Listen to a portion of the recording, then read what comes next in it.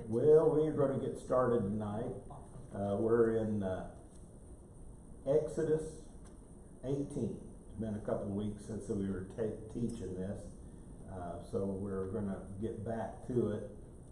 We will have it next week and probably the week after. There shouldn't be any interference unless something comes up, but we'll let you know if it does. Of course, the storms tonight might have messed us up, but it's not happening right now. So, let's say. Since I have to leave early, I will clean Saturday when I come to help with the bags. Okay. I'm trying to spell here while I'm going on. Brother, I can't spell Brother Bill.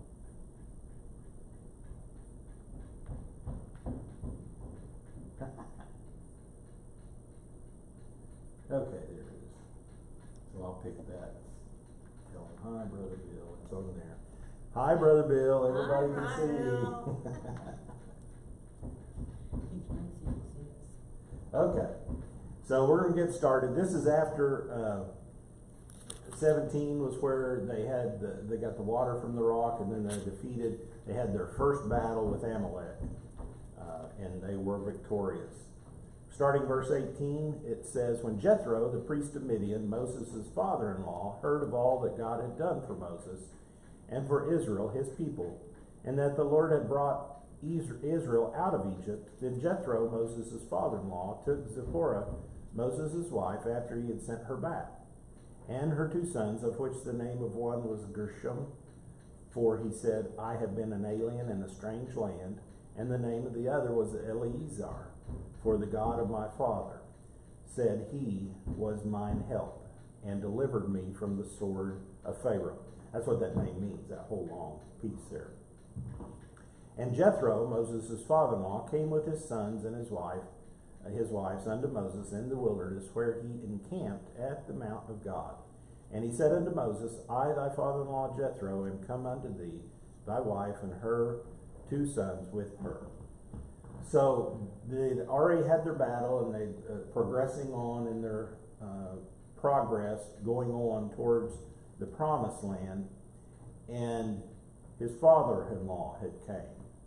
Now we go back to the story when he was spent the 40 years after he left Egypt, and he spent 40 years with Zipporah's family.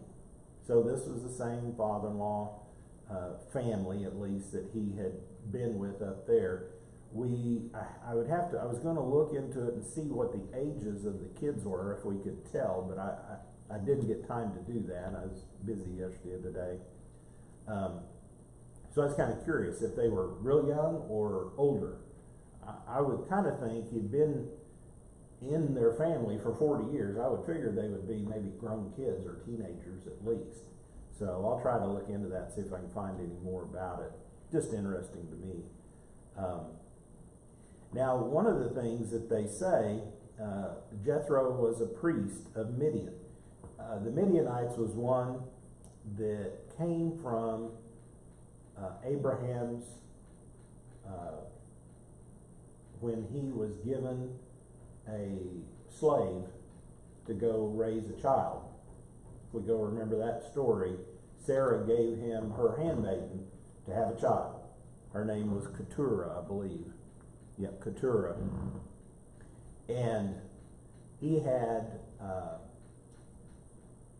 she had a child, and from that family, that became the Midianites. So they were one of them. So they're related to Abraham, all right?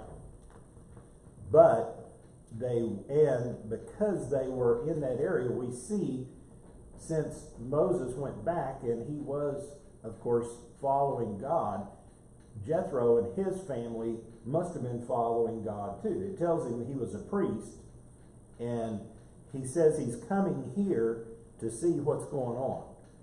Now, evidently, it tells us Moses sent his family back from Egypt.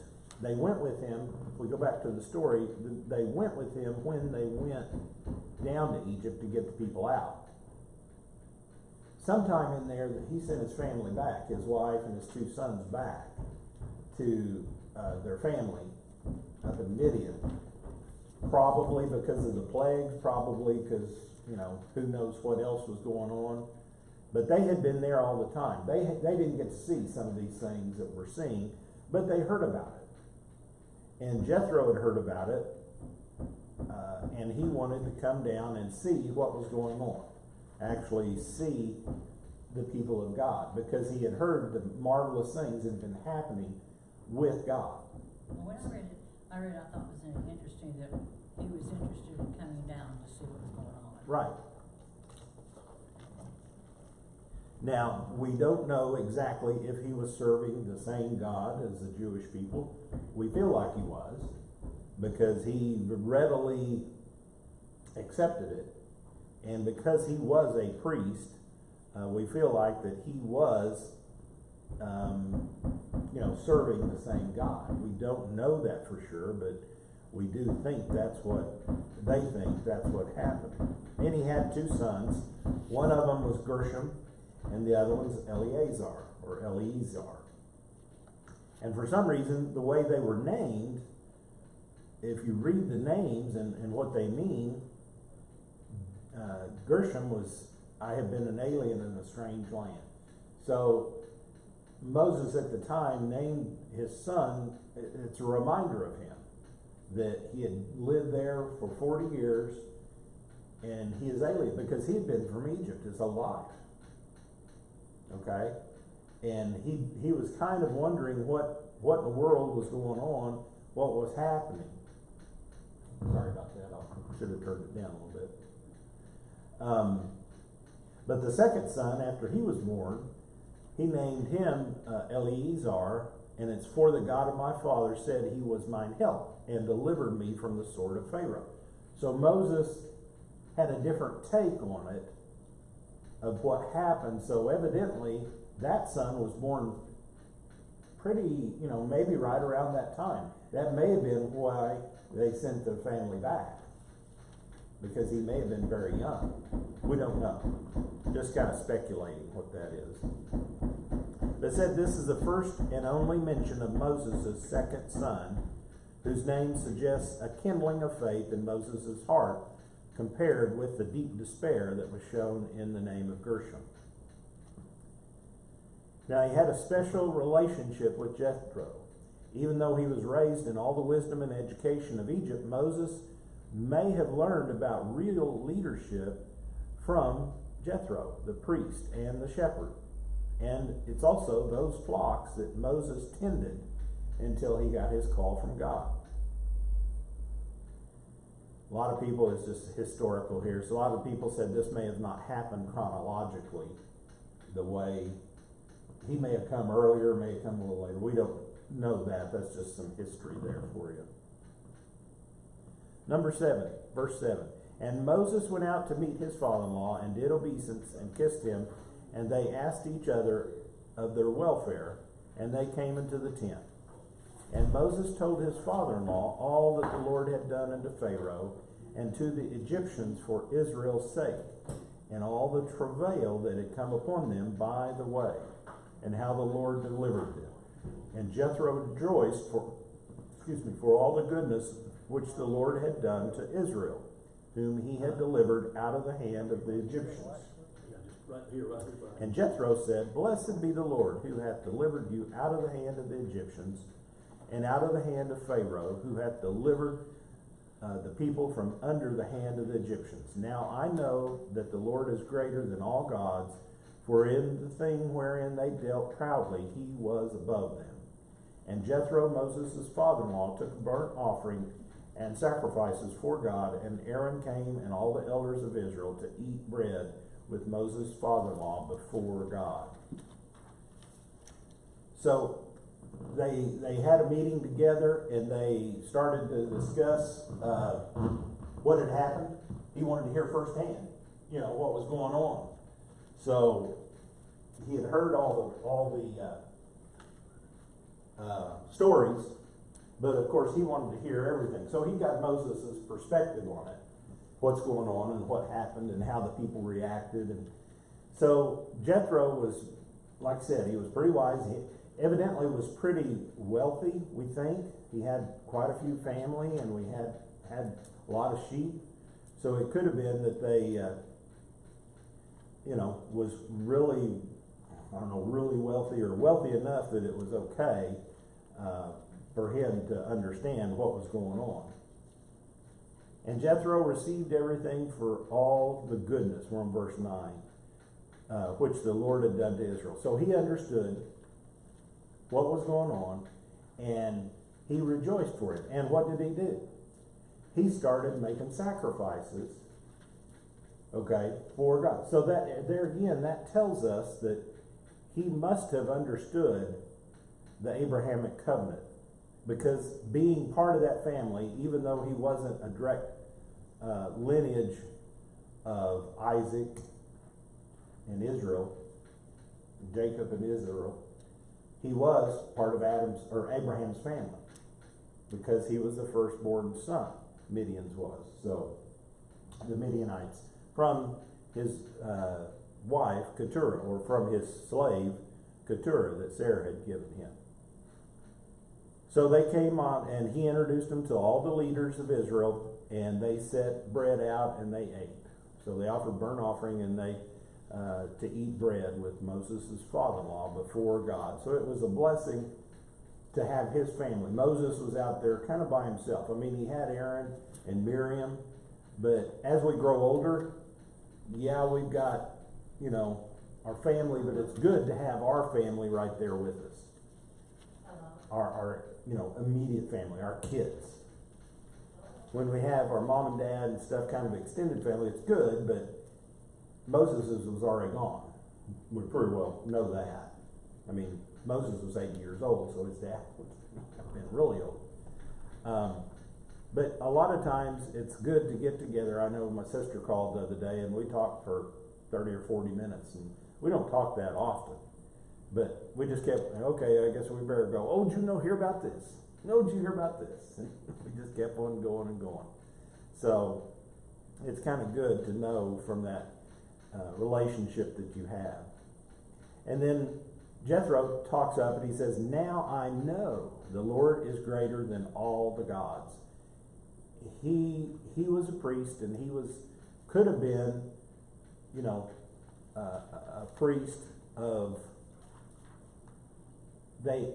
I want to say, it says it in here somewhere, it may not have been true monotheism the way we think it is, but it could have been monolatry. I've never heard of that before.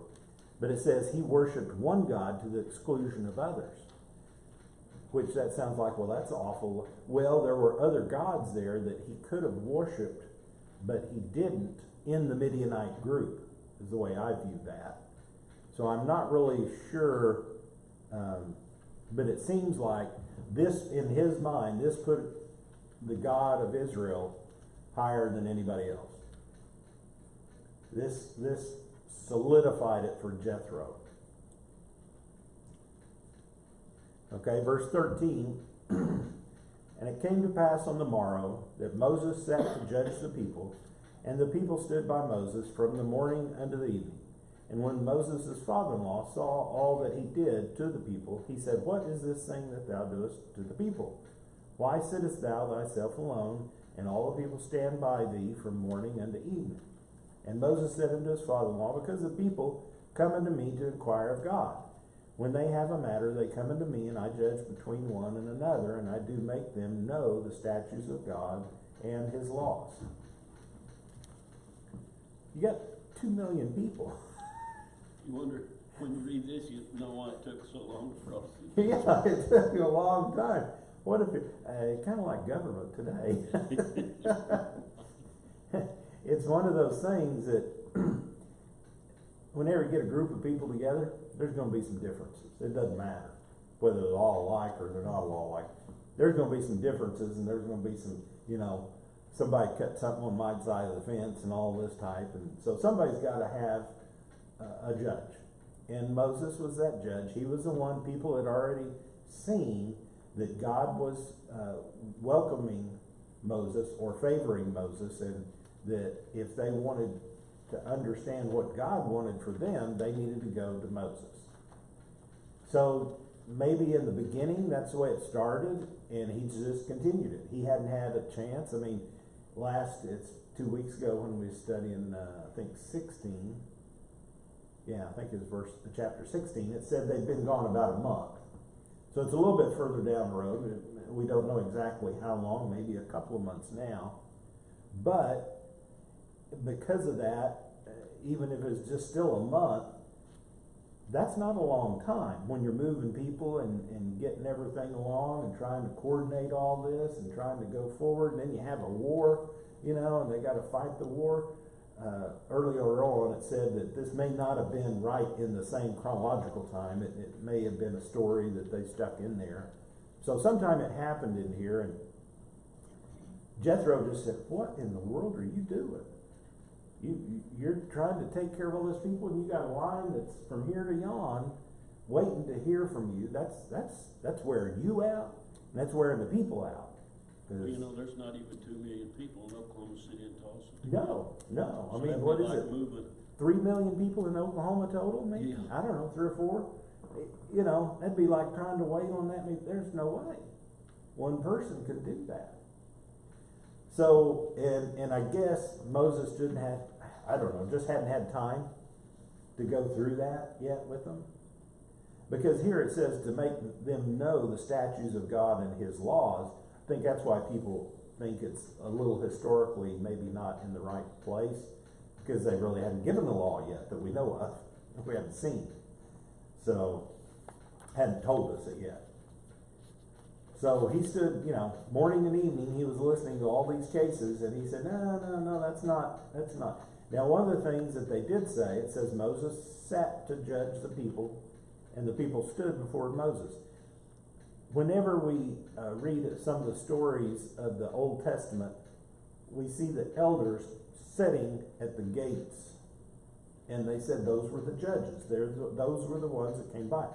Because they are respected, it's their place, that's where they judge. And then the people are standing, waiting for them to hear their case. So this is what they wanted to know. So in these particular terms, it says in the Semitic law, it denotes judge, sitting before the people, and litigant is the ones that stood, the people that had the problem that they needed to go to. So Jethro gave him a little advice, and it's really good advice. 17 and 18 says, Moses' father-in-law said unto him, the thing that thou doest is not good. Thou wilt surely wear away, both thou and this people that is with thee. For this thing is too heavy for thee. Thou art not able to perform it thyself alone. I don't know how long it would take just to spend 5 minutes with each person in 2+ million people. You'd have to figure that out. But that'd be a few weeks, at least. And I think by the time you got finished with that time, you'd have another problem. So you'd be back in line again. So it would just be something that would go over around and around. We see this also in Acts, okay? Acts 6 and 2, when the apostles, they insisted they needed to delegate so they wouldn't leave the word of God and serve tables. So what did they do? They made deacons. And the deacons served the tables. They were the ones that waited on the people while the apostles, they prayed and they studied in the word, trying to see what God wanted to do with the early church. So this was a pattern set, not just for Moses, but it was set for other leaders, as we see as we go down through. So Moses listened, and he knew that he wanted to listen to all the complaints. And because you don't, sometimes when you go before somebody and it's somebody of a lesser value, the way you think, well, they can't solve my problem. But Moses set it up, Jethro said, set it up this way. And we're getting ready to read that. And in that way, everybody will understand that, okay, just because you don't hear from me, it's not a bad thing. So Jethro said, hearken now unto my voice. I will give thee counsel, and God shall be with thee.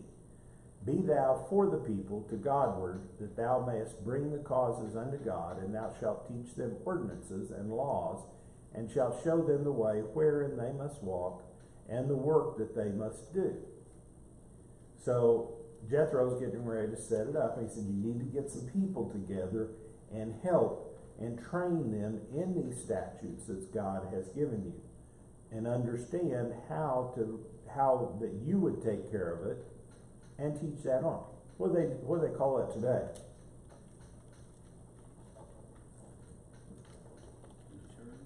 Well, in the church, it's the church. Yeah, it's the pastors.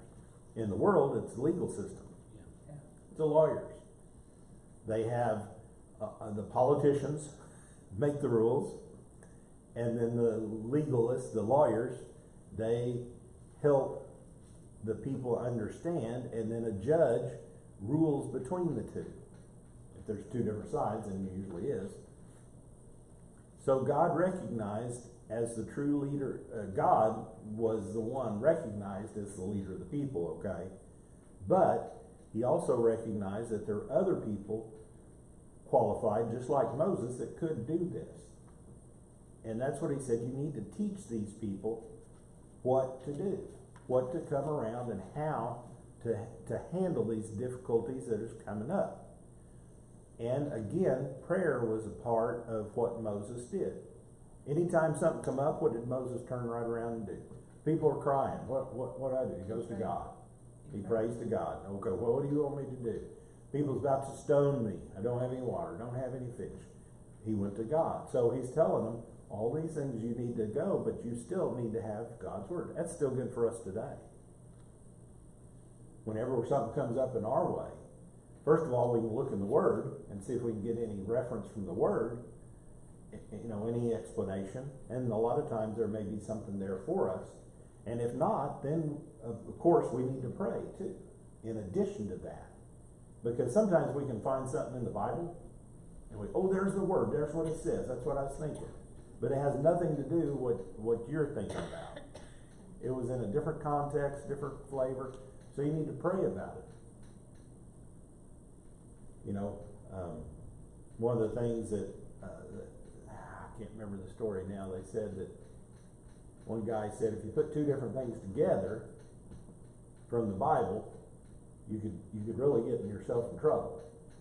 Two different parts, because one of them, and I don't remember, but a part of it was Judas went out and hung himself. He said, well, I don't want to do that, If you put this together and that together, just because we need to understand the context of what the stories that's given in the Bible. There are words, and the words are true, but the words are in comparison to what was going on at the time.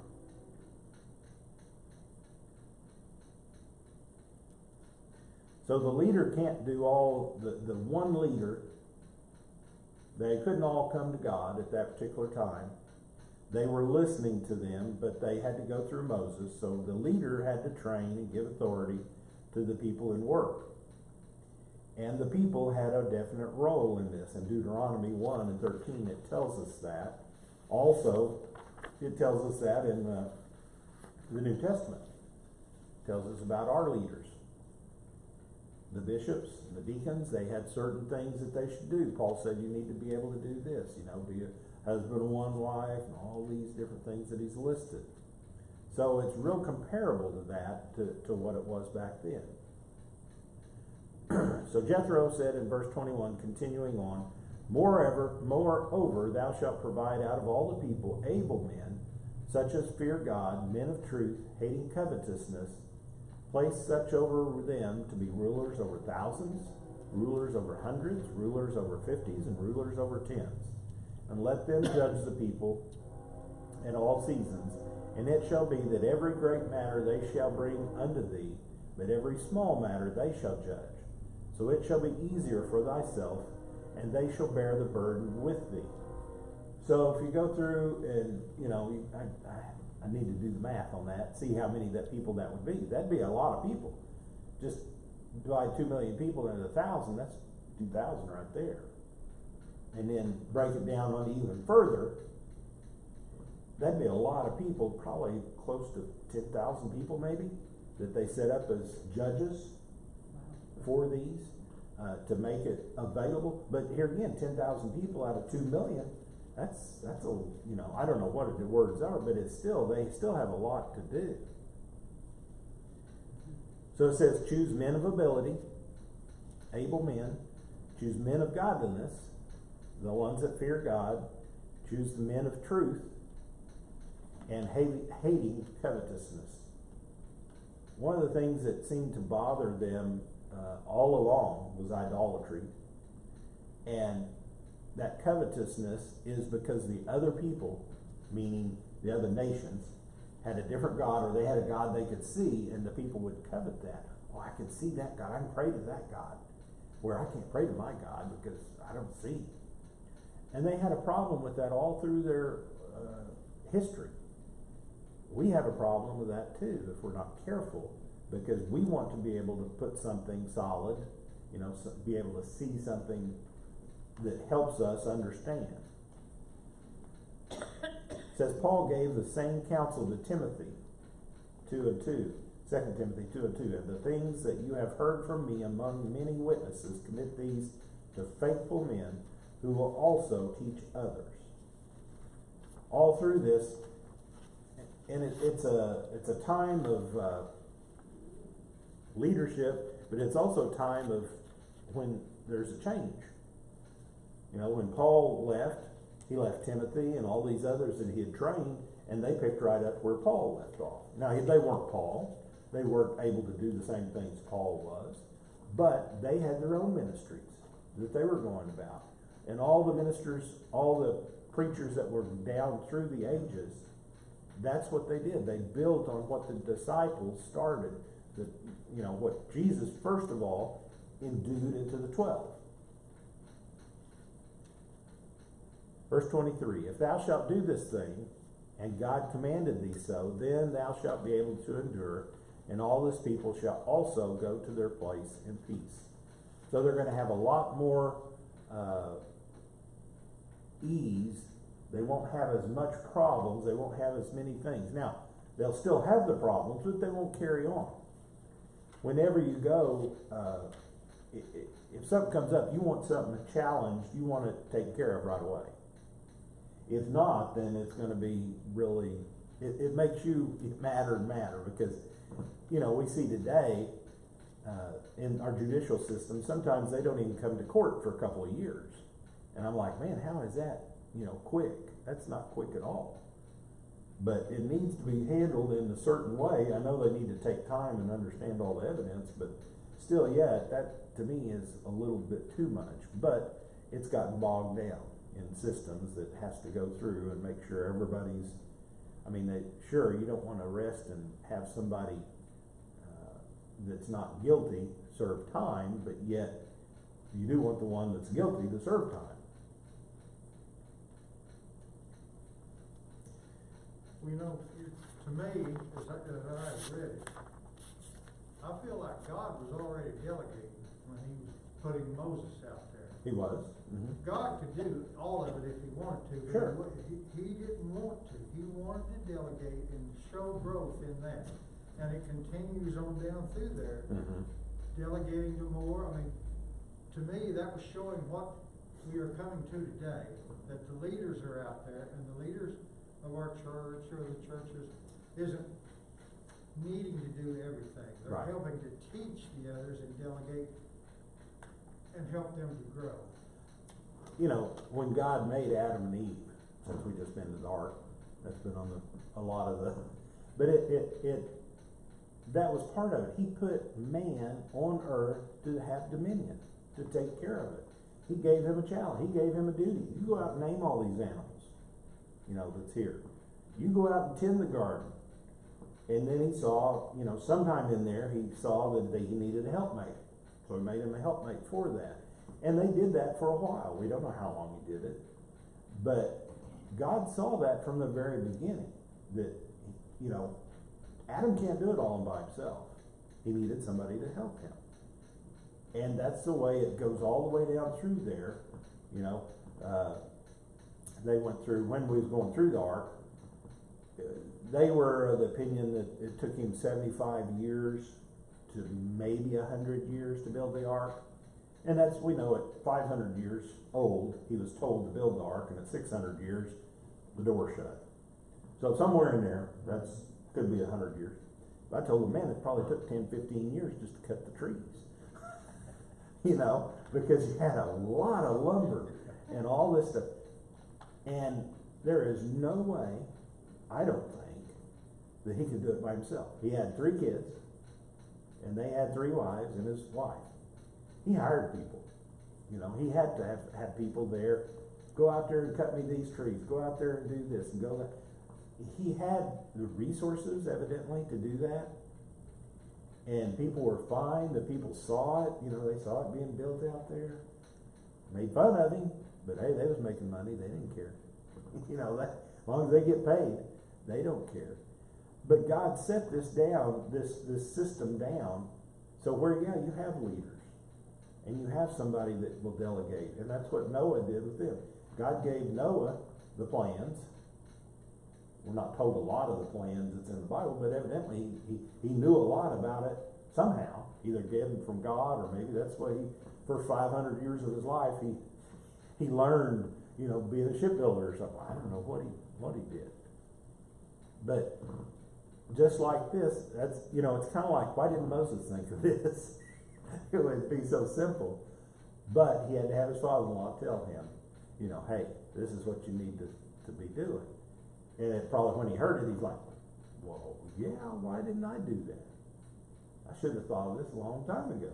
Well, I think he was still teaching Moses. He was still teaching. I think Moses started relying upon him more and more. But sometimes you get in that attitude, okay, I'm listening, you tell me, I'm listening. And you don't have to do all this all yourself. And God could have told him that. Right. But he did through his father-in-law. So he had to listen to somebody else. So verse 24 says, so Moses hearkened to the voice of his father-in-law and did all that he had said. And Moses chose able men out of all Israel and made them heads over the people, rulers of thousands, rulers of hundreds, rulers of 50s, and rulers of 10s. And they judged the people at all seasons. The hard causes they brought unto Moses, but every small matter